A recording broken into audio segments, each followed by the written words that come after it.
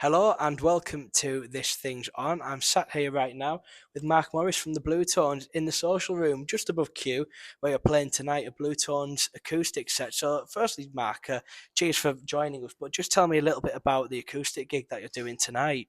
Well, Adam and I have been doing these now for a few years, but we got more consistent in the last 2 years. More requests to play some shows, and we just sort of it is what it's sort of what you might think it's what you think it might be. It's we sort of skip through the Bluetones albums and play some songs that we feel like at the moment. It's nice having a nice big catalogue to draw on because we can shift it up. Absolutely, and I bet like doing something like that, it's a bit of a nice change, isn't it? Because I know the Bluetones had a very busy year last year, doing a lot of full band gigs with the new music and everything. So I bet it's Yes, nice to like do a more stripped back set sometimes. yeah, it is. It is. I like. Obviously, the band is like the four of us is where it's really at. But this is a nice way of just keeping ourselves active when 'cause you can't be on the road with the band all the time, Yeah, families, yeah. etc. Um, and it's just nice for musicians. So it's you want to always play. We're lucky that people still come out to hear us. Well, I know talking of like being on the road fully, you've got a big tour coming up later on in the year, which we'll talk about soon. But before we go there, I just wanted to talk a little bit about the new music because Mhm. since 2024, you've released a series of EPs. Mhm. First one was Drive Through. I think we did a little radio interview when that one Mhm. came out, and then we had In the Cut. And then most recently, London Weekend Television, which are all going on an album this May, I believe. That's right. We're Atlas. collecting them all together on an album with another new song. So if people have got the three EPs, they've already got 90% of it. And doing the EPs was a way of funding itself, really, because we've started our own label, and it's an expensive business, recording and rehearsing and all that sort of thing, and the other costs that are sort of built into it. Because one of us lives in Japan, so Yeah. we've got to fly in back and forth when we're planning to go in and do some stuff. But yes, Atlas is coming out on the 1st of May. 10 tracks. It's our first album since 2010. Wow. And we're all really, really, really pleased with it.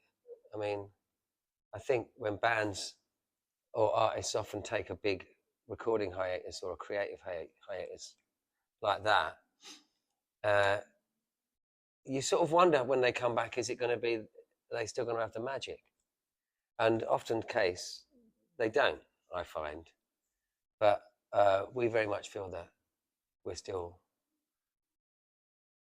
pumping on all cylinders or something. Well, It's been good fun. the new EPs are fantastic, and personally, my favourite is the track London Weekend Television Well, from cheers, man. from the latest one. It just got that like kind of 90s feel to it. I think Does it? Do you think so? that's what I like so much about it, and it's a great track. And I remember you said to me as well when Drive Through was released that it was like the most fun that you'd had recording music for a long time. Well, like I say, we hadn't recorded together for a long time, so it was the first thing we'd done for about, like I say, about 16 years. But it was a different experience from the way we'd recorded before. Uh, Possibly since the first album, when we all stood around and we all played in a circle to each other, rather than everything being separated. Yeah. Um, and we adopted that approach with all these new songs. And I mean, a real key factor was the fact that we were able to work with Gordon Mills, who's we've done a couple of albums with him previously. I've done all of my solo stuff with him, and he was able to be present the whole time, so helping us just recording everything, recording all the practices, all the jams, suggesting arrangement ideas and that sort of thing. Very much part of the process, and we were lucky to have him there because he lives just around the corner from where we are now. And it was a new studio for us, which isn't even a studio; it's a house that someone's like lent over to us when we're there, and it doesn't feel like you're in a recording studio at all. I mean, you're in a nice big like drawing room. It's about the size of this space here, so we can all set up. We can have a desk in the corner. There's no separation, and we got these big windows, so natural light coming in, which really makes a difference. You'd be surprised. So that One all of of the that. key factors of recording. Well, it's been a real. thing having windows, Yeah. you know, because usually studios, as you know, are like dark and Not soundproofed, much light. strip lights and all that sort of thing. They're different. It's a bit draining sometimes, but this just was more playful and more fun and very relaxed. And I bet like recording these new songs and getting these out there, it refreshes the set a bit as well, doesn't it? Because you're always going to have the classics from back in the day, but it gives like new life to the set, doesn't it? As well with a new series of songs. Well, it certainly does for us. Hopefully, the audience dig it as well. We know we don't stick too many new songs in there when we play. We know people like need a bit of time to get used to newer things, so we sort of dot them around rather than going right. There's 8 new songs. Get your head around that. And we're lucky we got quite a big catalogue to draw on, as I say. So yeah, it's been going all right. I think we got the balance just right at this point.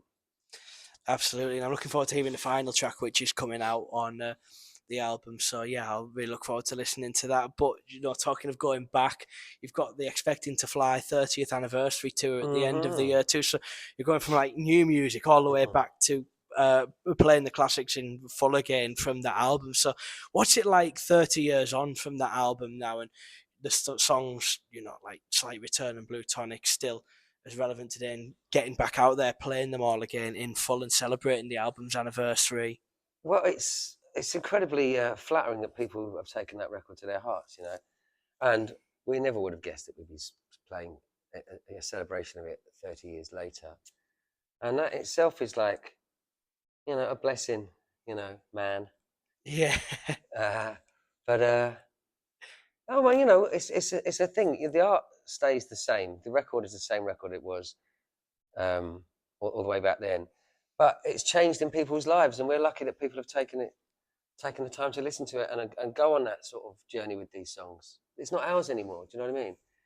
It really doesn't feel like it's ours.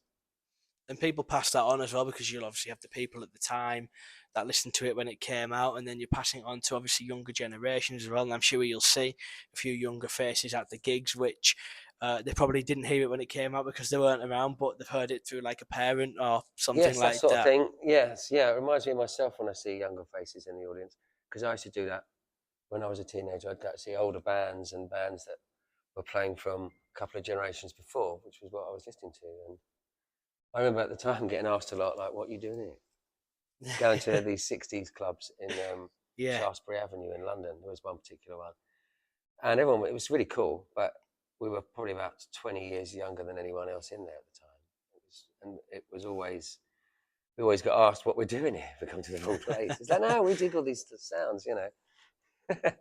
But it's, good music gets passed on, doesn't it, through the times? Yes, the circle remains Yeah. unbroken. And that's one thing I'm sure you'll find when you're playing these songs again and the album in full at the end of the year in October, November, I That's believe, right. back on the Yes, road. I think that the first gig's actually late September, because there are shows being added all the time. Everyone is getting on board. But yes, it's late September through to November, so it's a big one. Also, it's extended even more. Mm-hmm. But I bet you can't wait for that, and it'll be great for you to get out and play that album again. But thanks for joining me again, Mark. And there's one thing I've been asked to ask you before. Mm, yeah. Jamie Morgan, who co-runs this thing on with this thing's on with me, about the Football Fantasy League. How are you doing in that league this year? I am in. Well, there are 5 leagues. There's the Premier League, the league. There's a Championship. There's League One, League Two, and there's a Conference. I'm in League One, which is below the Championship, and I'm about middle of the table. I'm not having a very happy time with the fantasy this season, uh, but it's good fun. There's some interesting people doing it. And yeah, Jamie's at the heart of that as well. He's a very nice man, for the record, Jamie. If you're watching this, I know you are. You're a very nice man. Pleased with that, Jamie. So, no promotion on the cards, then, but just a solid Now, season for you in that league. well, if you want to get technical, I'm 4 points off the playoffs, but I'm 6 points off the Well, not relegation. too bad. Or it could be the other way around. Kind of in the middle, then, really. Yeah, Yeah. yeah. A lot better than Chesney Hawks, so I believe is rock bottom of League Two. Oh my God, I I didn't realise he think. was down in the doldrums Yeah, down there. I think Chesney's having a pretty bad season, but he must have put most of the West Ham team in. That must be the reason. But no, Mark, thank you very much for joining No, me it's a real again. pleasure. Nice to talk to you Great to again. chat to you, and look forward to seeing the gig tonight. Thanks very much. Good to see you.